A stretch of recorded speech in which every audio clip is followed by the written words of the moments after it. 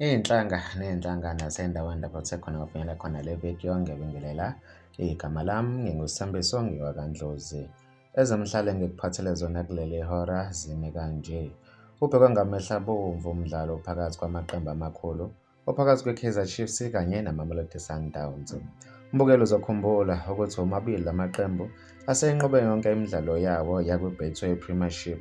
I-Kaizer Chiefs yanqoba iMoromo Gallants ngeviki eledlule ngamagoli 2-1. Yaphinde yanenebula amaZulu kule mpelasonto esisuka kuyona ngamagoli 3-1. Lokho kuyibeke kunombolo 3 kwi-Betway Premiership. Kanti iMamelodi Sundowns yona enqobe iSuperSport United emavikini amabili adlule ngamagoli 2-0. Yaphinde yanenebula iMoromo Gallants ngamagoli 4-1. Lokho kuyibekele kunombolo 1 kwi-Betway Premiership.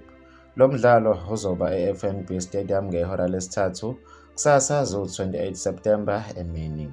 Mbukeli, bekuzona-ke lezi ebengikuphathele zona kuleli hora. Beka uvo lakho kwi-comment section ukuthi yiphi iqembu elizonqoba umdlalo wakusasa. Ngizokubona kwenye vidiyo elandelayo. Sengiphuma kanje. Sale kahle.